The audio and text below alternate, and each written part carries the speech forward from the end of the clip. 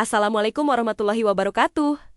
Teman-teman semua, semoga kita semua selalu diberikan kesehatan dan keberkahan. Sebelum kita mulai, silahkan untuk klik tombol subscribe dan aktifkan lonceng notifikasinya. Bismillah, mari kita lanjutkan. Pernahkah kamu mendengar kisah pemuda yang mendapat bayaran fantastis hanya untuk menjadi seorang sopir pribadi? Namun, apa jadinya jika pekerjaan itu justru membawanya pada godaan yang tak terduga? Bismillah.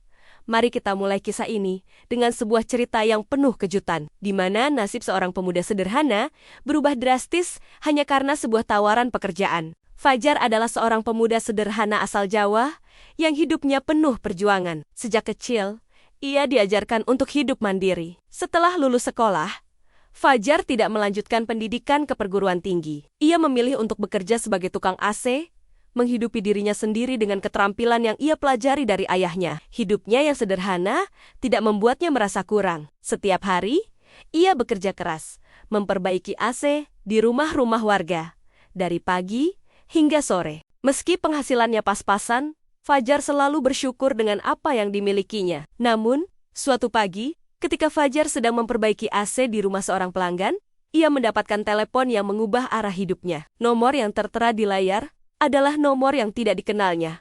Namun suara di ujung sana terdengar sangat meyakinkan. Suara itu milik seorang wanita, Cantika, yang memperkenalkan dirinya sebagai seorang janda muda kaya raya di Jakarta. Cantika menawarkan pekerjaan yang sangat menggiurkan, menjadi sopir pribadi sekaligus asisten pribadi. Selama ia menjalani masa pemulihan akibat kecelakaan yang menyebabkan kebutaan sementara, dengan bayaran 100 juta, Fajar hampir tidak percaya mendengar tawaran itu. Seumur hidupnya, ia belum pernah mendapatkan kesempatan seperti ini. Fajar, saya mendengar banyak hal baik tentangmu. Saya butuh seseorang yang bisa dipercaya.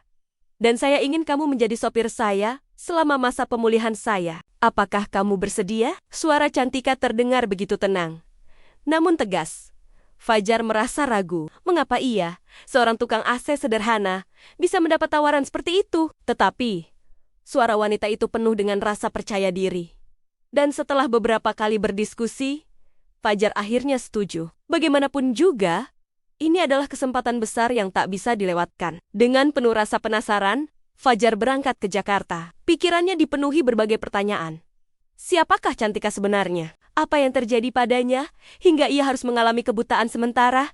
Kenapa dia membutuhkan seorang sopir seperti dirinya? Namun, yang lebih membuatnya penasaran adalah satu hal, bayaran fantastis yang dijanjikan. Sesampainya di rumah Cantika yang megah di Jakarta, Fajar merasa takjub. Rumah itu jauh lebih besar dari yang ia bayangkan. Dan dengan tampaknya, Cantika benar-benar hidup dalam kemewahan. Begitu memasuki rumah, Fajar disambut oleh seorang pelayan yang mengarahkannya ke ruang tamu. Cantika duduk di kursi roda, mengenakan kacamata hitam, dengan ekspresi wajah yang menunjukkan kesedihan mendalam. Meskipun kebutaannya hanya sementara, Cantika mengaku merasa sangat kesepian. Kecelakaan yang menimpanya beberapa bulan lalu membuatnya harus menjalani hidup dalam kegelapan.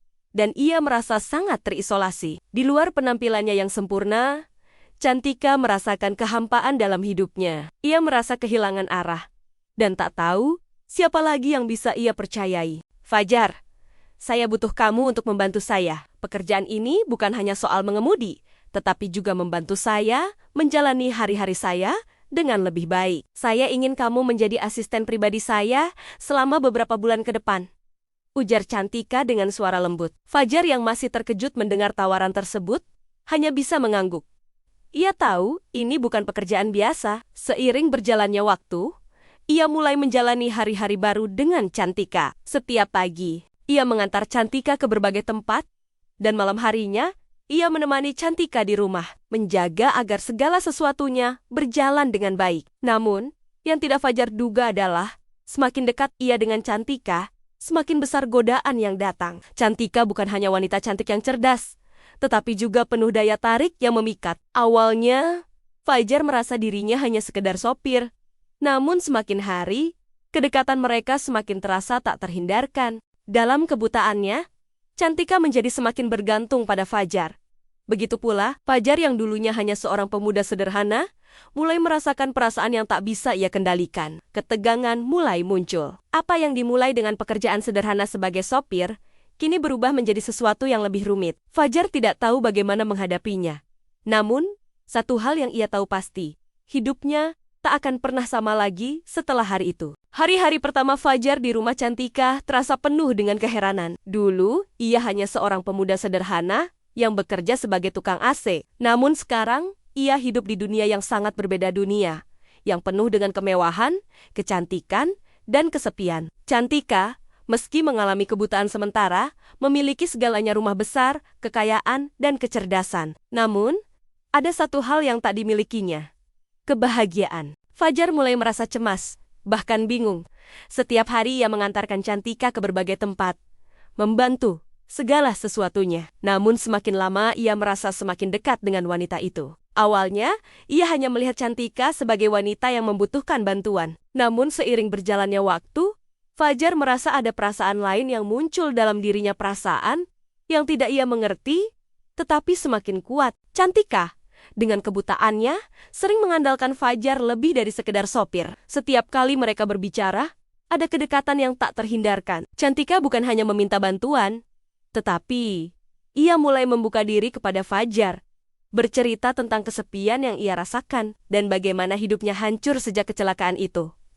Fajar, kamu tahu, aku merasa dunia ini gelap. Tidak hanya karena mataku yang buta, tetapi juga karena hati ini kosong. Tidak ada orang lain yang bisa aku percayai selain kamu, ujar Cantika suatu malam.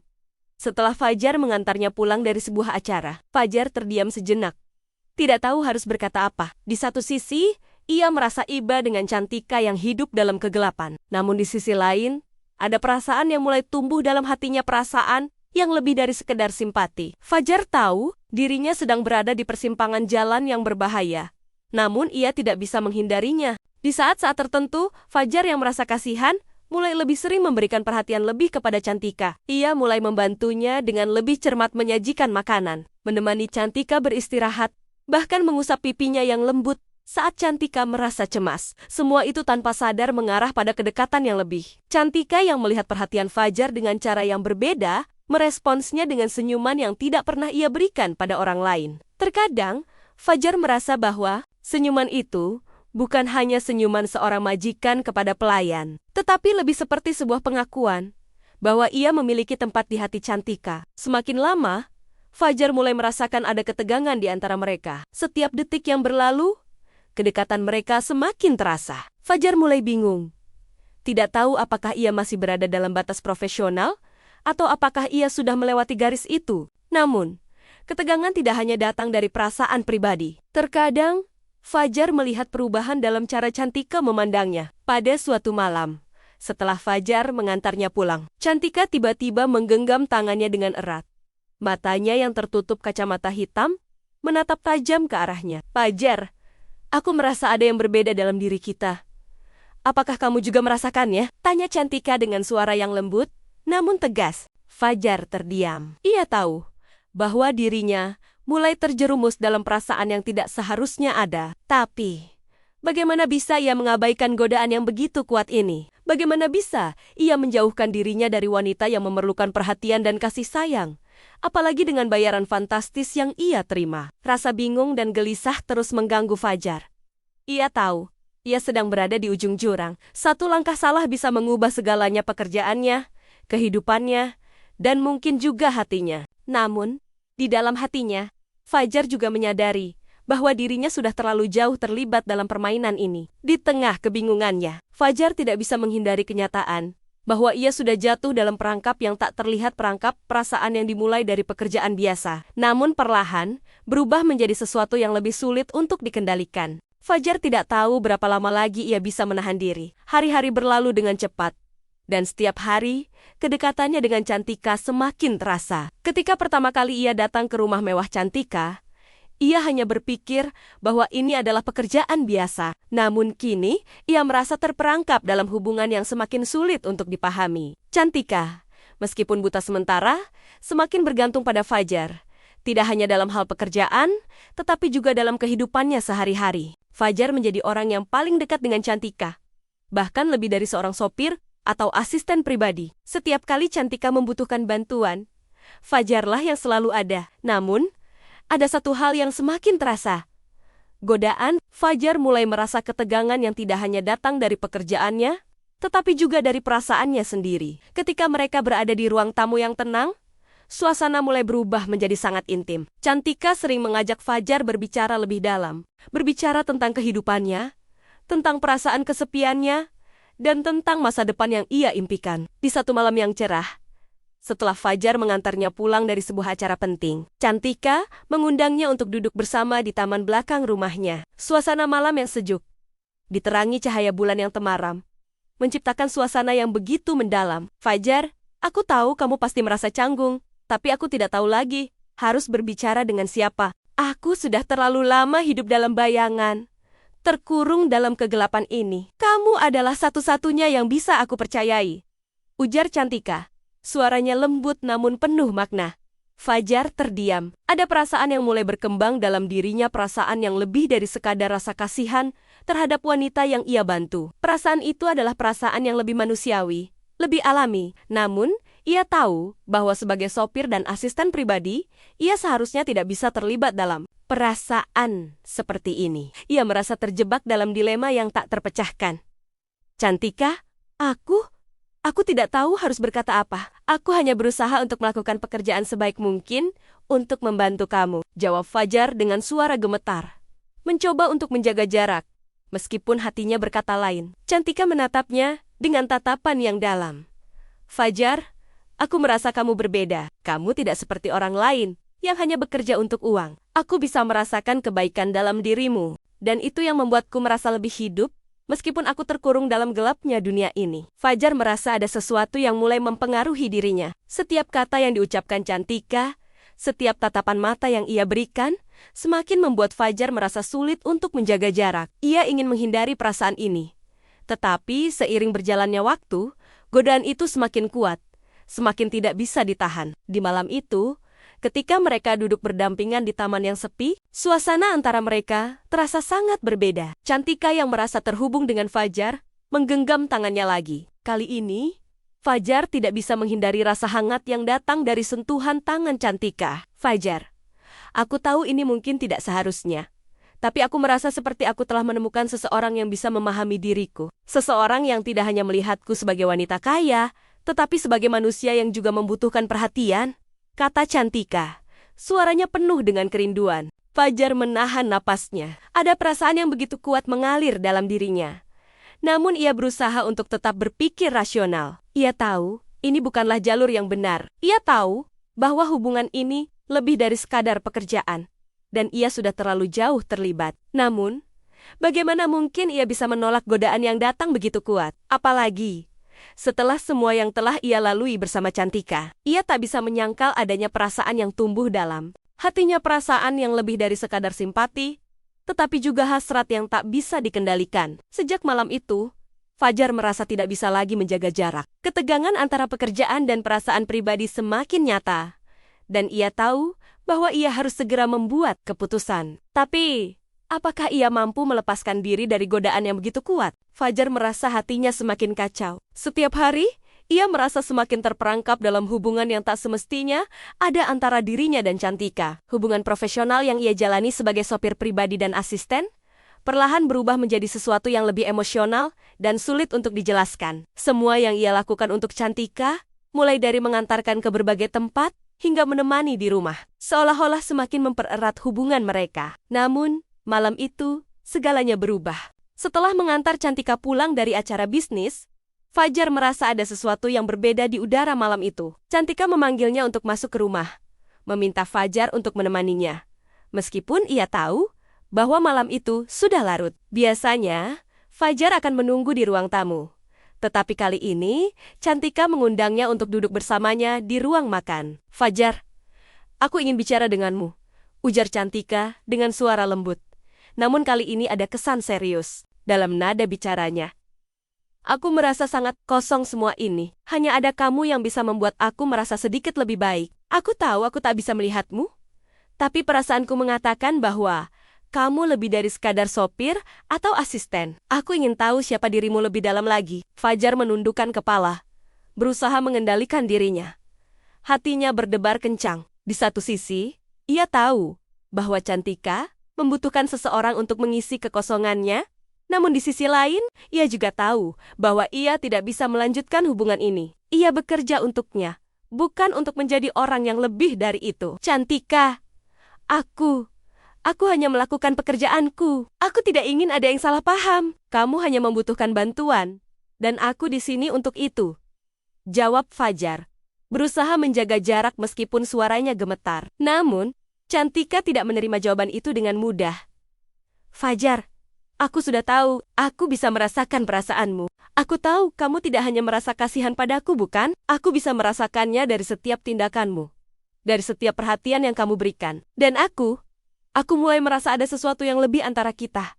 Fajar merasa dunia seakan berhenti sejenak. Kata-kata Cantika terus bergema di telinganya. Ia tahu bahwa ia sudah terlalu jauh terjebak. Sebagai seorang pemuda biasa, tidak mudah baginya untuk mengabaikan perasaan ini. Tetapi ia tahu, jika ia terus terlibat lebih dalam, semuanya akan berubah. Bukan hanya pekerjaannya, tetapi juga perasaannya yang semakin sulit dikendalikan. Di tengah percakapan yang semakin intens, Cantika dengan lembut meraih tangan Fajar dan menatapnya dengan mata yang tidak bisa melihat, namun penuh dengan harapan. Fajar, aku ingin tahu apa yang ada di hatimu. Aku tahu aku tidak bisa melihatmu, tapi aku bisa merasakan perasaan ini. Apakah kamu merasa yang sama? Apakah kamu mulai jatuh untukku? Tanya Cantika dengan suara yang hampir seperti bisikan. Fajar merasa sesak di dadanya. Ia tahu, ia tidak bisa menahan diri lagi. Setiap kata yang keluar dari mulut Cantika adalah godaan yang tak bisa ia elakkan. Perlahan-lahan, ia merasakan perasaan yang lebih dari sekadar simpati. Lebih dari sekadar membantu seorang wanita yang kesepian. Perasaan itu adalah perasaan cinta sesuatu yang tak bisa ia jelaskan. Namun, di dalam hatinya, Fajar tahu bahwa ia harus membuat pilihan. Pilihan yang akan menentukan apakah ia akan terus menjalani pekerjaannya sebagai sopir pribadi, atau apakah ia akan mengabaikan segalanya demi perasaan yang kini menguasai dirinya. Di malam yang penuh ketegangan itu, Fajar terjebak dalam dilema terbesar dalam hidupnya. Apakah ia akan mundur, menjaga jarak dan menyelesaikan pekerjaannya dengan profesional? Atau apakah ia akan terperangkap dalam godaan yang tak terelakkan ini? Fajar terbangun di pagi hari dengan perasaan yang berat. Keputusan yang harus ia ambil semakin mendekat. Dan ia tahu, tak ada jalan kembali. Ketika malam itu berakhir, ia tahu ia sudah melangkah terlalu jauh. Namun ia tidak tahu apa yang akan terjadi selanjutnya. Cantika semakin bergantung padanya. Dan Fajar mulai merasakan perasaan yang jauh lebih dalam dari sekadar rasa kasihan. Namun, ia juga tahu bahwa jika ia terus berada di samping Cantika, ia akan kehilangan dirinya sendiri, hidupnya yang sederhana, pekerjaannya, dan yang paling penting, harga dirinya. Pada suatu hari, setelah mengantar Cantika ke sebuah acara, Fajar memutuskan untuk berbicara dari hati ke hati. Ia merasa terjebak, dan ia tidak ingin terus hidup dalam kebingungan. Begitu sampai di rumah Cantika, ia memanggilnya dengan suara yang tegas. Cantika, kita perlu berbicara. Ini sudah terlalu jauh, dan aku tidak tahu bagaimana melanjutkannya lagi, ujar Fajar dengan suara yang sedikit gemetar, berusaha menjaga dirinya tetap tenang meskipun hatinya bergejolak. Cantika yang sedang duduk di kursi roda menatap Fajar dengan mata yang penuh harapan, seakan menunggu penjelasan lebih lanjut. Fajar, apa yang kamu maksud? Aku tahu kamu merasa canggung, tapi aku merasa kita sudah begitu dekat. Aku tak bisa membayangkan hidup tanpamu. Fajar menghela napas dalam-dalam. Ia tahu, ini adalah momen yang akan menentukan segalanya. Cantika, aku bekerja untukmu, bukan untuk menjadi lebih dari itu. Aku tahu ini sulit untuk diterima, tapi aku tidak bisa terus hidup dalam kebingungannya. Aku tidak bisa terus menjadi sopir dan asisten pribadi, sekaligus menjadi seseorang yang lebih dari itu. Cantika terdiam, matanya yang tidak bisa melihat tampak kosong. Namun Fajar bisa merasakan keputusasaan di balik sikapnya. Ia bisa merasakan bahwa Cantika benar-benar merasa kesepian dan tidak tahu harus berbicara dengan siapa. Tetapi, Fajar juga tahu bahwa ia tidak bisa mengabaikan batasan-batasan yang ada, baik profesional maupun pribadi. Fajar, aku mengerti bahwa aku terlalu bergantung padamu, terlalu mengandalkanmu. Tapi kamu adalah satu-satunya yang ada untukku. Kamu sudah membuat hidupku sedikit lebih baik, ujar Cantika dengan suara yang penuh perasaan. Tetapi Fajar merasakan ketegangan di udara. Ia tahu bahwa perasaan itu sudah semakin dalam, semakin berat untuk ditanggung. Fajar memejamkan matanya, berusaha menenangkan diri. Ia tahu bahwa apa yang ia lakukan bukan hanya untuk kebaikan dirinya, tetapi juga untuk kebaikan Cantika. Ia tidak bisa terus terjebak dalam ilusi yang ia ciptakan. Dan ia harus keluar dari hubungan yang berpotensi merusak hidupnya. Cantika, aku hanya ingin kamu tahu bahwa aku akan selalu ada untukmu sebagai sopir, sebagai teman. Tetapi aku tidak bisa lebih dari itu. Aku harus pergi. Aku harus melanjutkan hidupku, ujar Fajar. Suaranya penuh ketegasan, meskipun hatinya terasa hancur. Cantika terdiam, tidak bisa berkata apa-apa. Ada keheningan yang terasa sangat panjang di antara mereka. Akhirnya, Cantika berbicara dengan suara yang hampir tidak terdengar. Aku paham, Fajar. Mungkin aku terlalu berharap banyak darimu. Tapi aku tidak tahu apa yang harus kulakukan tanpa kamu. Fajar menundukkan kepala, merasa hatinya remuk. Kamu bisa melakukannya, Cantika. Kamu kuat. Aku tahu itu. Malam itu, Fajar merasa ada beban yang terlepas dari pundaknya.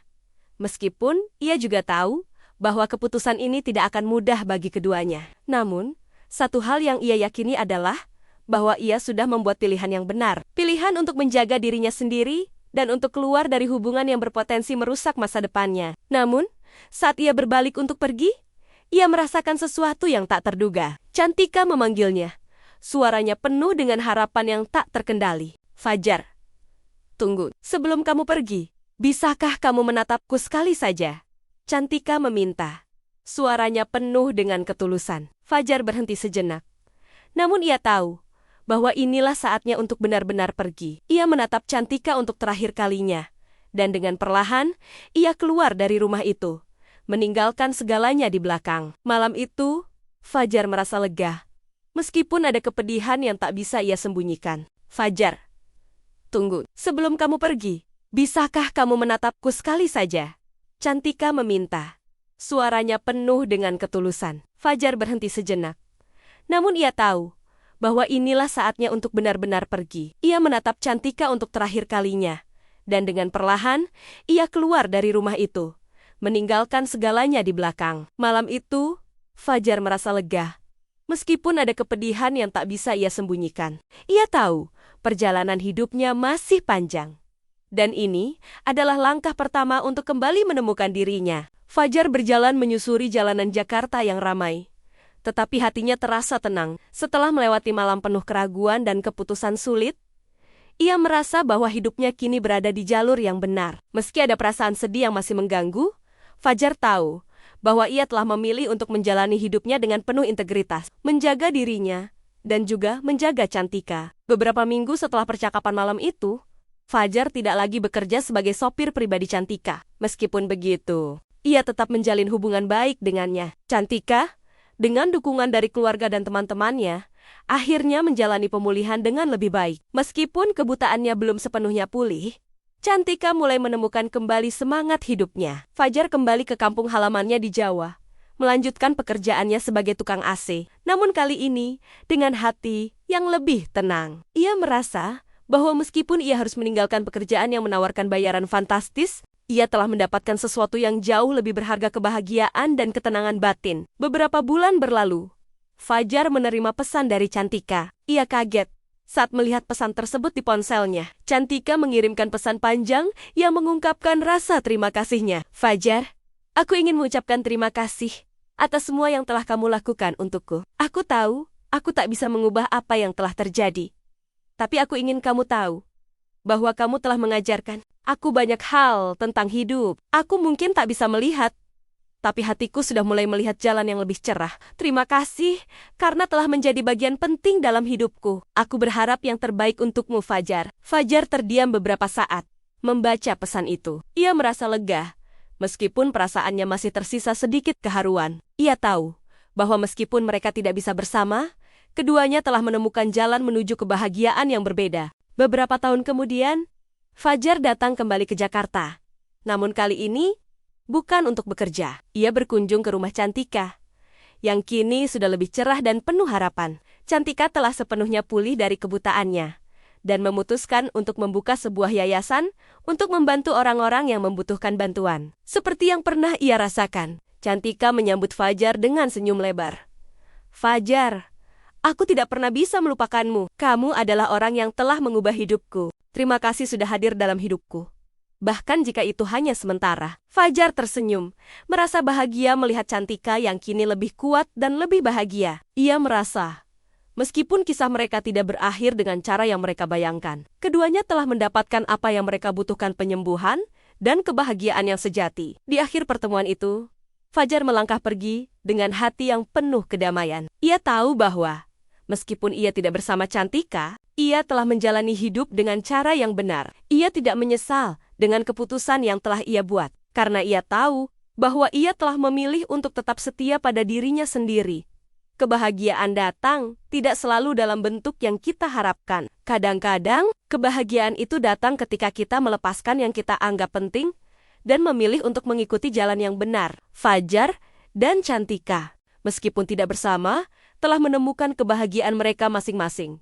Dan itu adalah akhir yang paling bahagia. Alhamdulillah, semoga cerita ini bisa memberikan pelajaran berharga tentang pentingnya menjaga prinsip dan keputusan yang bijak dalam hidup. Silahkan terus mendukung channel ini dengan cara like, share, dan subscribe agar kami bisa terus memberikan konten yang bermanfaat dan menginspirasi. Semoga kita semua selalu diberikan petunjuk dan keberkahan dalam setiap langkah hidup kita. Bismillah, semoga segala kebaikan mengikuti kita semua. Wassalamualaikum warahmatullahi wabarakatuh.